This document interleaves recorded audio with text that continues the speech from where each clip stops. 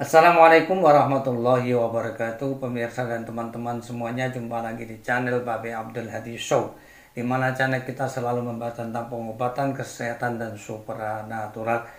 Pada kesempatan yang berbahagia ini, marilah kita mohonkan kepada Allah agar kita dikaruniakan umur yang panjang, kesehatan yang prima, rezeki yang lancar, serta rumah tangga yang harmonis. Amin ya rabbal alamin. Pemirsa dan teman-teman semuanya, pada kesempatan ini saya akan cerita sedikit tentang pengalaman saya ketika saya event paranormal di Gor Saburai Lampung pada tahun 1999. Suatu hari saya ketika habis maghrib lagi nunggu pasien, masuklah dua pasien anak muda. Satunya yang memang mau konsultasi, satunya hanya mengantar. Yang konsultasi mengatakan, "Pak, saya mohon agar ilmu saya dihilangkan." Nah, saya tanya, ilmu apa itu? Ilmu macan putih. Lah, kenapa harus dihilangkan? Saya tanya. Ya begini, Pak, karena tadi habis sholat maghrib, ketika sholat maghrib ini tangan saya itu bergerak terus. Dan mulut saya ini seperti mau mengeluarkan suara harimau. Jadi saya merasa terganggu, dan ini bukan hanya tadi maghrib saja, tapi sebelum-sebelumnya sering seperti itu. Ketika itu timbul, maka saya sulit untuk melawan. Oleh karena itu saya minta supaya dihilangkan saja. Namun saya bilang biasanya yang bisa menghilangkan itu adalah guru yang bersangkutan. Kemudian dia bilang, saya sudah bilang sama guru saya, tapi guru saya bilang saya bisa mengisi tapi tidak bisa menghilangkan, kecuali guru itu baru bisa. Namun beliau sudah meninggal. Dan kemudian saya bilang, coba saya ini periksa dulu atau saya deteksi dulu. Nah, kebetulan antara saya dengan dia itu jarak 1 meja, yang ukuran kira-kira hampir 1 meter lah. Nah, saya mengitari, begitu saya mau melangkah, dianya loncat, ya kan, seperti salto itu, kemudian di pojok setengah seperti orang jongkok itu ya, mau tangannya sudah begini, matanya melotot ke saya, sudah mau menyerang.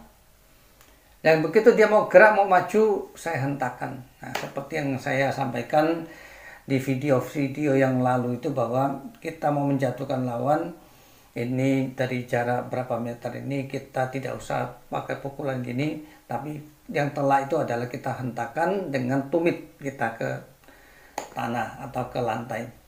Begitu saya hentakan, saya bilang, jatuh. Seketika itu dia seperti ditarik orang, langsung tersungkur, tidak bisa bangun. Kemudian saya dekatin, saya ambil tenaganya, energinya, saya sedot. Yang di mana yang saya pegang, kepalanya saya pegang, terus saya sedot. Nah, ini habis itu saya bilang, sudah dibangunkan, dipapa oleh temannya, didudukkan lagi. Kemudian saya kasih air minum. Saya bilang, untuk menghilangkan ilmu ini tidak segampang yang diduga, karena meresapnya ilmu ini tidak spontan tapi bertahap. Dan kemudian setelah keluar dari tempat saya ke masjid lagi, sholat. Kemudian ketika menjelang kita mau tutup event, dia datang, dia mengatakan, ini alhamdulillah Pak Ustadz, saya ini sudah tenang, ini gerakan-gerakan liar yang timbul ini sudah hilang, itu udah lemah sekali, saya mohon agar bisa dituntaskan. Oke, saya bilang, besok aja kembali lagi. Dan besok kembali, alhamdulillah sudah jauh berkurang. Memang untuk menghilangkan ini tidak bisa spontan, karena itu sudah meresap ke darah daging kita. Dan ini satu cerita. Yang kedua itu juga dari orang Lampung. Kebetulan saya sudah di Jogja. Nah, malam-malam ini datang, nggak tahu dia informasi dari mana datang. Ya intinya sama. Jadi dia tuh merasa nggak bisa tidur, jadi gelisah karena mau gerak terus, karena hodam harimau macan putih itu ya, macan putih itu, jadi bergerak terus. Kemudian minta supaya ditenangkan. Ya sama seperti itu, kita hilangkan energinya yang kita lemahkan. Jadi bukan ilmu yang hilangkan, tapi energi yang kita lemahkan. Karena ilmu itu sudah meresap, jadi nggak mungkin langsung dihilangkan. Ini harus kita lemahkan, kemudian setelah itu dia merasa sudah tenang, sudah bisa tidur dengan nyenyak.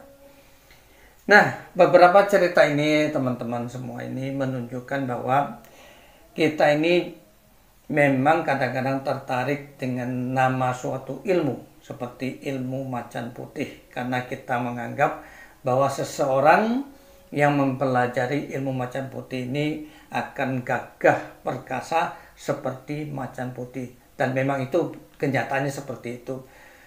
Karena sifat positifnya adalah ilmu macan putih dipelajari ini untuk menjaga diri dari serangan musuh dan punya kekuatan yang luar biasa. Badannya bahkan bisa kebal dari segala senjata tajam. Kemudian tangannya itu kadang-kadang nyakar itu ada bekasnya, jadi kuat, memang betul-betul kuat.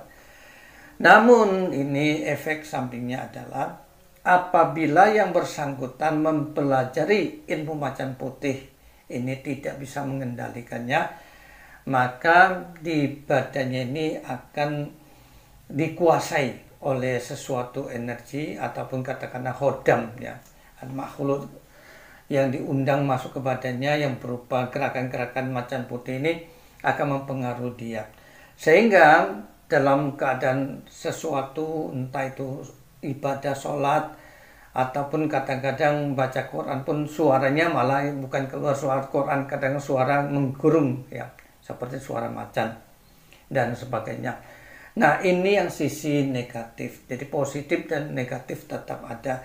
Nah, silakan pemirsa dan teman-teman yang belum mempelajari ilmu macan putih ini sebaiknya dipikir ulang, ya, karena ketika sudah meresap ke dalam badan ini sulit sekali untuk dihilangkan.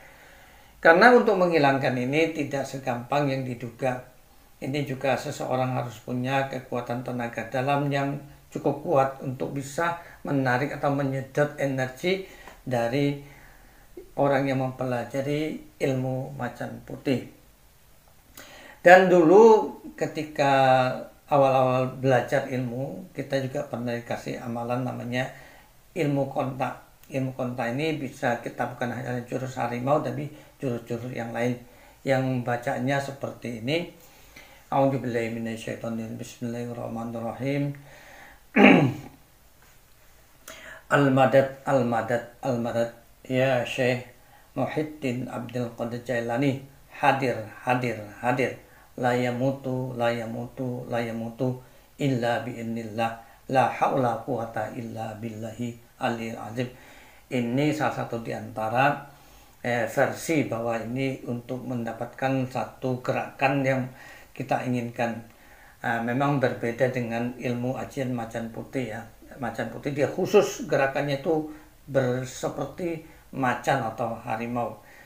Dan demikian pemirsa dan teman-teman semuanya, bahwa kita ingin belajar ilmu untuk jaga diri, tapi kadang-kadang kita sendiri ini tidak bisa menguasai ilmu tersebut. Kita akan dikendalikan oleh ilmu tersebut. Kadang-kadang kita tanpa sadar lagi tengkar sama suami atau istri, ya.